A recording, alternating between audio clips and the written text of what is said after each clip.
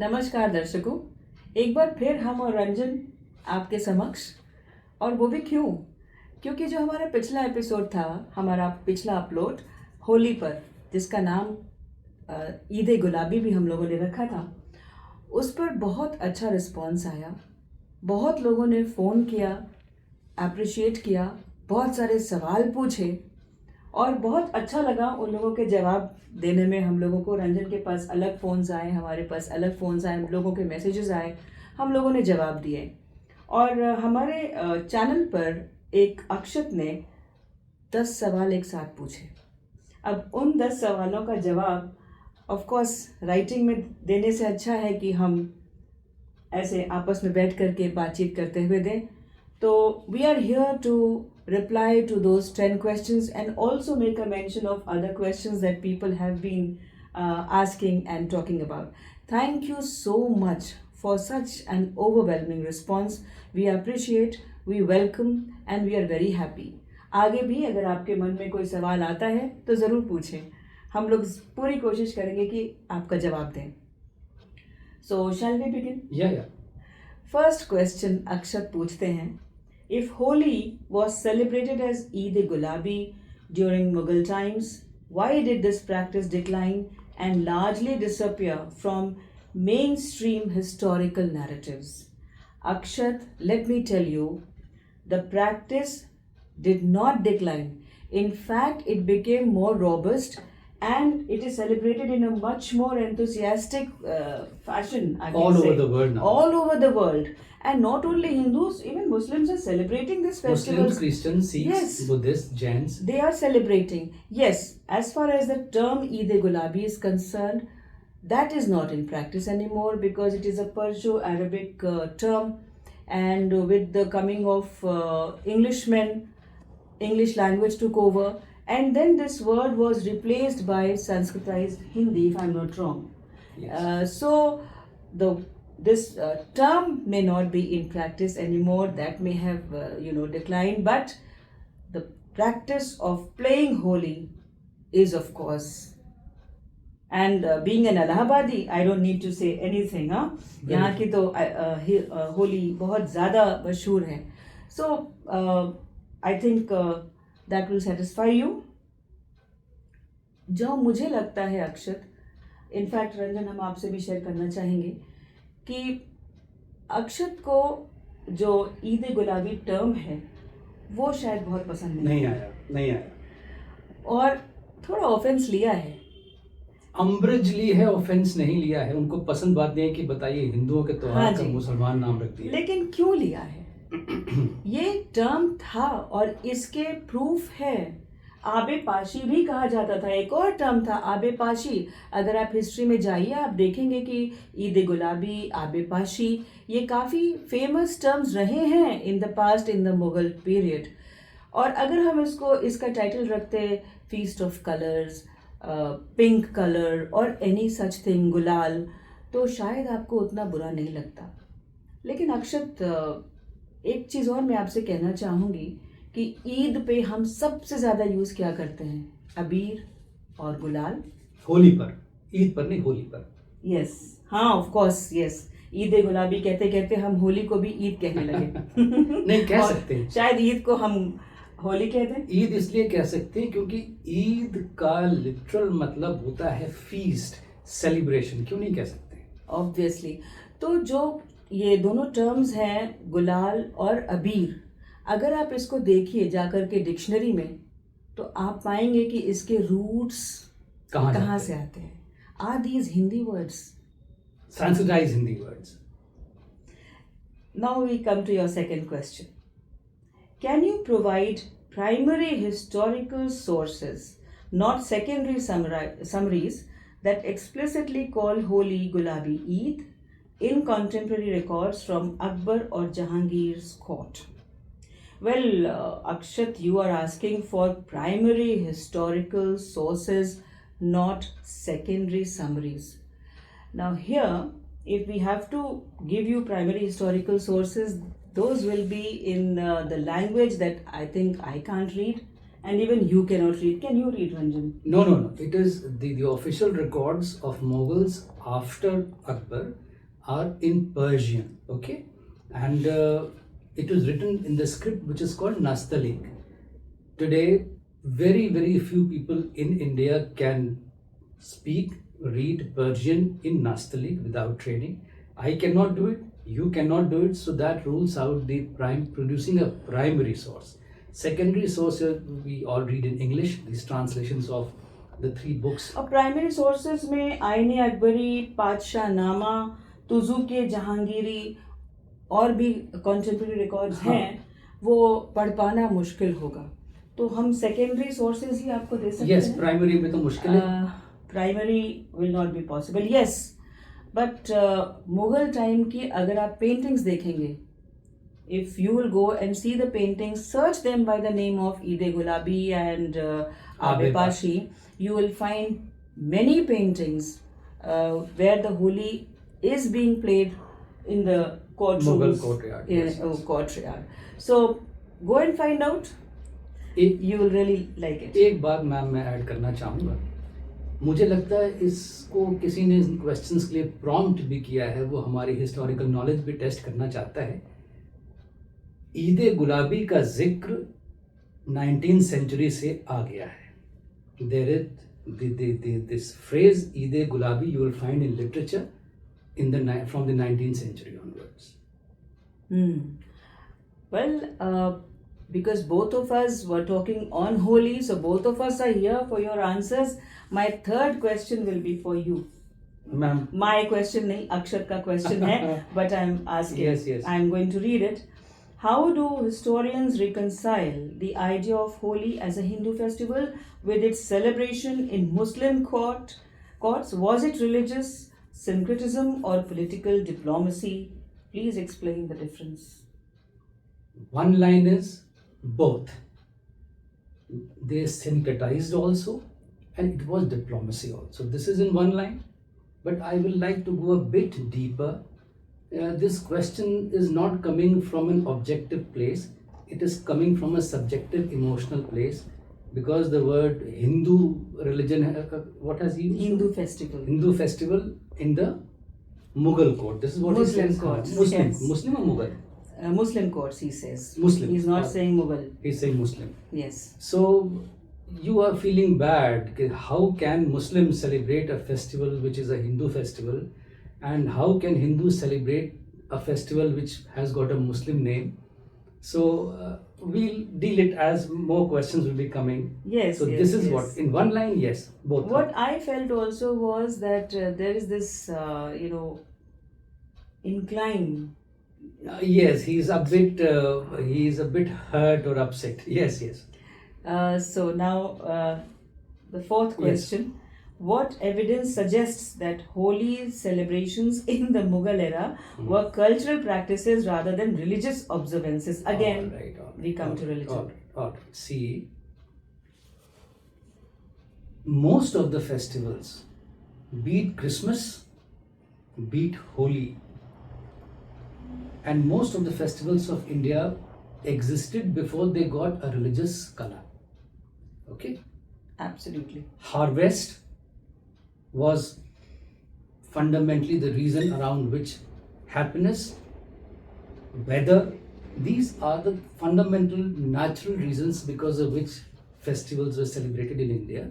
Christmas was celebrated even before the birth of Christ. That evidence is also there. Now let me tell you something very interesting, because you've used Hindu religion, Hindu festival and Mughal and Muslim festival. There is, please, if anybody can show me this, there is no evidence of Holi, there is no evidence of Kumbh, and there is no evidence of Chaitra Navratra in any of the primary Hindu scriptures, meaning the Vedas, the Valmiki Ramayana, and the Bhagavad Gita. In case you can show me, I'll be very glad. I'll improve myself, I'll make a correction. But calling something Hindu, well, this word did not exist, say, 200 years ago. I hope he understands this aspect, because then we have to find it in those books. Yes. If we are not finding, that means If these festivals are not in the primary religious books, scriptures of Hindus, Sanatanis, whatever you want to call them, how will we turn them? Question, think about it. further he asks, why do some historians argue that the term Eid-e-Gulabi might be more symbolic than literal? And how would you prove or disprove it? Well, Akshat, it is certainly not literal. It is symbolic. It is symbolic. And I don't need to prove or disprove it. Why should I do that? In fact, I'm happy that whosoever came to India adopted and enjoyed the festival, barring a few maybe. Maybe Aurangzeb. Yes. So we should be happy about it. I don't need to prove or disprove it. I feel very strongly that it was symbolic and not literal, actually. Shall we come to the sixth question? Please. Now, if you could interview a historian who disagrees with your video's views on Holi's history, what would be their strongest counter argument? Well, how can I predict the counter arguments of someone else Yes. who may be having a different approach towards a particular thing, Yes, towards the festival, and from where the thought comes, from where the question will come? I cannot really predict that. May I say something? Yes. Ma'am? See, Madam has interviewed lot many people.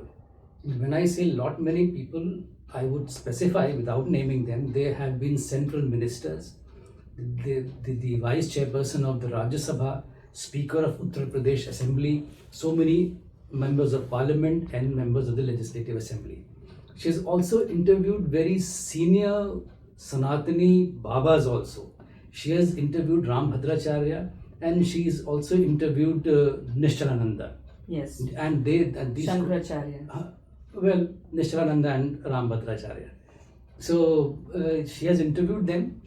In case you have any historian in mind, in case you would like any historian to come and place some counter arguments against this, you are most welcome to take ma'am's appointment, and then ma'am would love to interview a person whom you bring or somebody who shows interest. Ma'am on her own may not like to interview anybody. Certainly, I would love to interview the historian who is interested in asking questions from me, or Challenging giving us. some You can challenge us. counter arguments, as you say. Challenge us, please. Well, my husband is a retired army officer.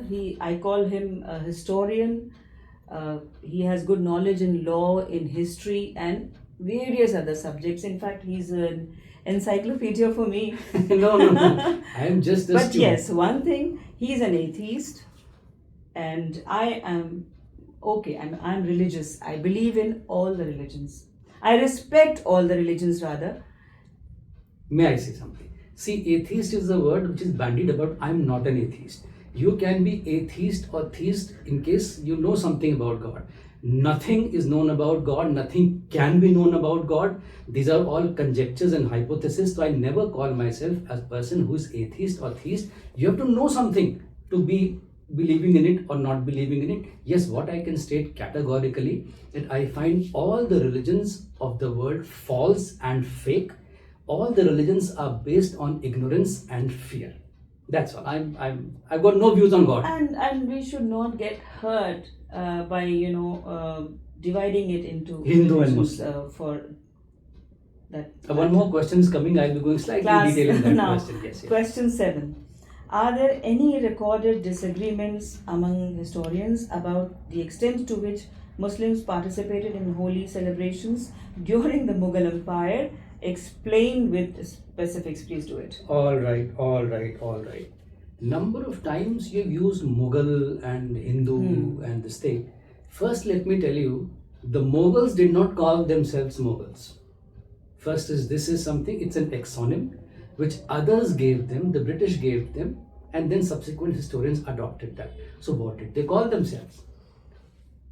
They called themselves the sons-in-law of Genghis Khan. And there is a word for that in Mongolian. I'll just speak it correctly. They were called Kurgen. Kurgen is in Mongolian, which means sons-in-law, and it got distorted to Gurkani. They called themselves Gurkani, and they also called themselves Timurids, Taimuri in their own language.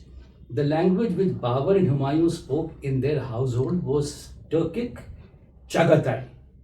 Neither Urdu, nor Persian, and neither the Arabic. So no Arabic, no Persian, and no Urdu. They spoke Chagatai Turkic in their household, and post Akbar, the official language became the Persian. So Mughal is an outside name given to that dynasty. One. Your question, did they play? You see, every society has got strata. Like we covered in our last upload on this Holi, that upper class, urbanized and cosmopolitan Muslims of Pakistan, of India, of Bangladesh, and all over the world, they wholeheartedly participate in Holi, Deepavali, and all Hindu Christian festivals even today. As you come down of the lower strata, there you will find that this differentiation, that he is a Hindu, he is a Muslim, this starts emerging.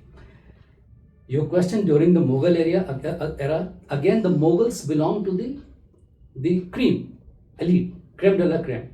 Akbar participated, Jahangir participated, Shah Jahan participated, Aurangzeb, doubtful. Then once he dies, again this was revived, and Bahadur Shah Zafar, as we covered in the last he has even written poems on this.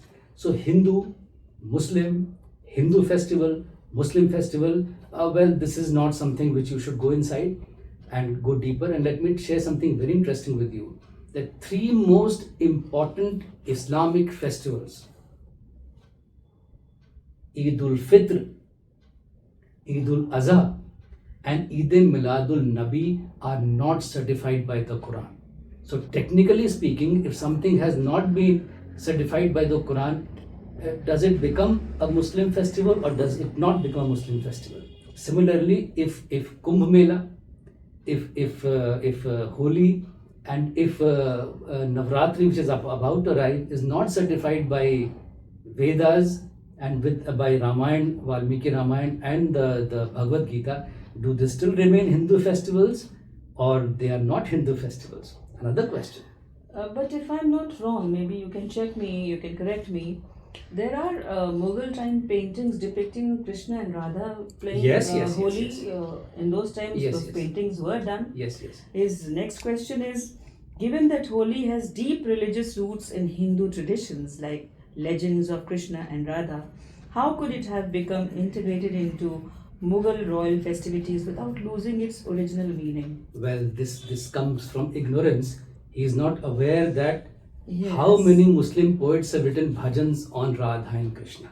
He is not aware. Absolutely. And whosoever is prompting him questions, also that person is also not aware that there is a deep-rooted tradition of Radha and Krishna in the Muslim time poetry. Number one. Number two, what is right in the beginning? Given that Holi has deep religious roots in Hindu traditions. I showed you just 5 minutes back, deep religious roots, not in Vedas. See, Dashrath ruled for 60,000 years in Ayodhya. Ram ruled for 11,000 years in Ayodhya. If it had deep religious roots in Hindu system, in Hindu tradition, then this Holika Dahan had taken place during the 4th incarnation of Vishnu as Narsimha. So by the time the 7th came after the Satyug into the Treta Yuga, it should have necessarily existed in Ayodhya, where the Ayodhya Vasis should have been celebrating this Holika Dahan. Oh, forget it. All right, holy colors come later on because with Radha and Krishna, but Holika to honi chahiye thi na. Holika is not there in the Ramayana during the 60,000 plus 11,000 years. Similarly, I quoted to you about the Kumbh Mela. The Samudra Manthan took place before the Treta Yuga, and there is no mention of Kumbh Mela in the entire Ramayana. Dashrath with his wives did not visit Kumbh Mela. Ram along with his brothers and their wives did not visit Kumbh Mela. Love Kush never arrived to take a holy bath during that Maghi Purnima and Mauni Amavasya and other Hindu this thing. So that is absent there also. Similarly, for the Chaitra Navratra, there is no evidence of Devi being worshipped in Ayodhya during that period. With all these views, I think we'll have plenty of Yes. questions coming Yes. for our next discussion. People will get disturbed also, but I'm quoting only from the Veda, the Since you have Valmiki read, Ramayana, yes. from the Bhagavad Gita and the Quran.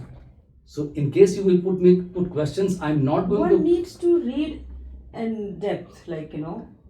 In case you will be putting questions, I'll be answering them only on the strength of these three Hindu books and on the basis of Quran. So be careful in putting questions. That's absolutely fine. Yes. So we come to your ninth question, Akshat. You're asking what are the possible historical biases that might shape a video about Holi being Eid-e-Gulabi, and how would you adjust your interpretation if new evidence contradicted it? Well, it's purely hypothetical, and imagining and thinking and working on hypothesis, I don't think that will be a very good idea for me. Yes. So that's all that I can say for your question 9.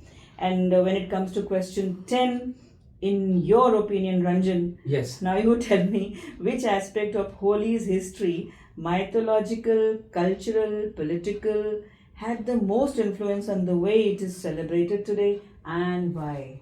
May I take few That's minutes the on last this question? question Akshat has May I take few minutes on this posted. question? My friends from school, St. Joseph's, who are senior lawyers also, they objected to me calling Holi and Holika as mythological and not history in our previous upload on the subject. I did not answer them there. I'm answering that question now.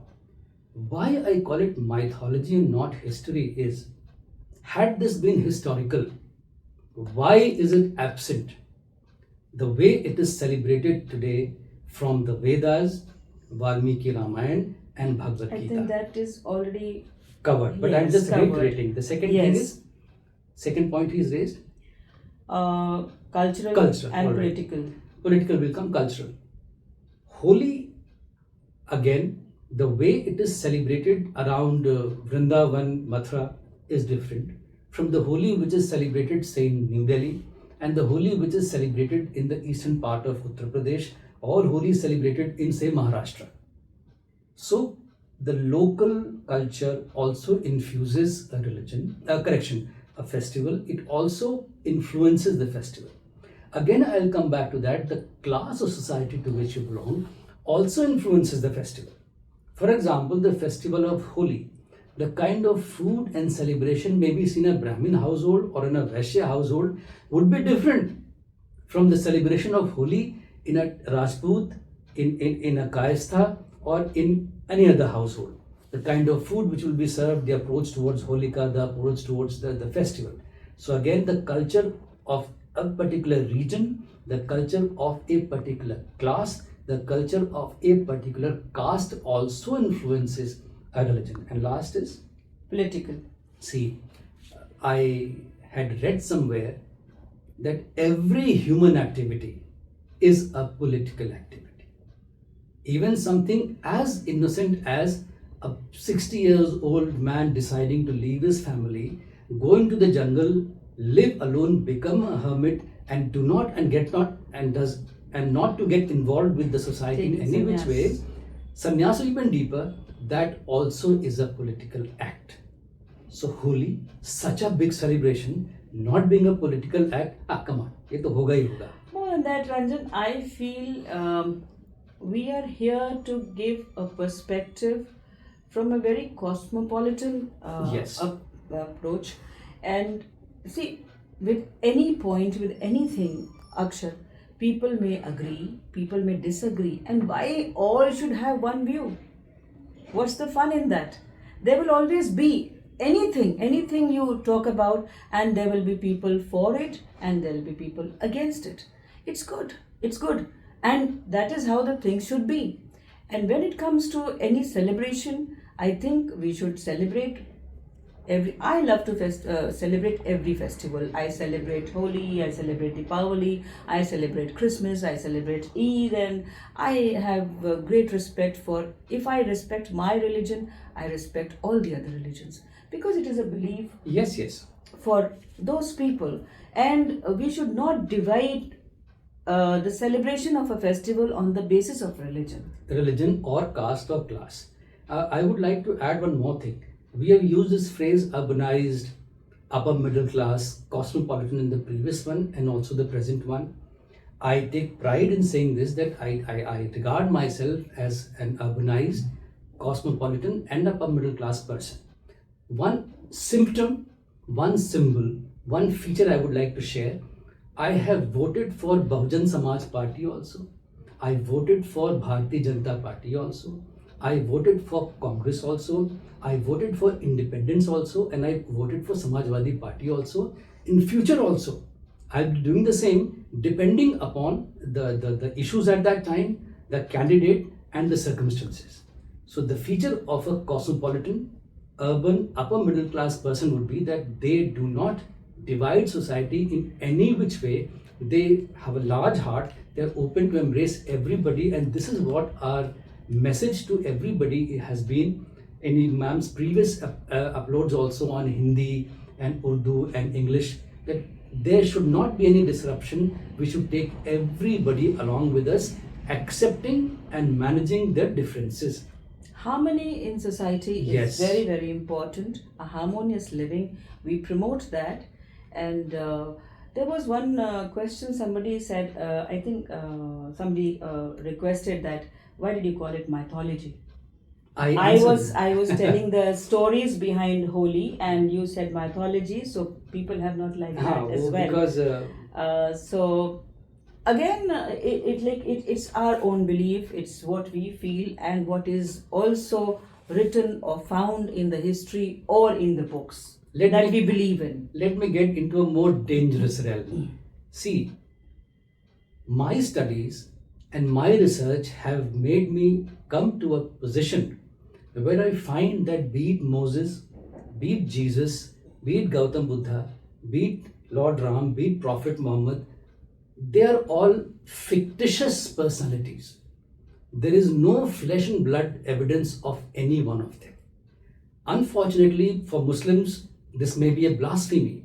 For Hindus, this may be kya baat kar raha hai, what kind of a human being it is. But in case you come out of your silos and if you start making a comparative study, there is no other way to reach at any other conclusion. So one must not call it is a mythology. More than for- that, Akshat, I feel we should understand that man makes religion. Religion does not make a man. And with this note, I will bid a goodbye for now. See you in the next upload. Thank you.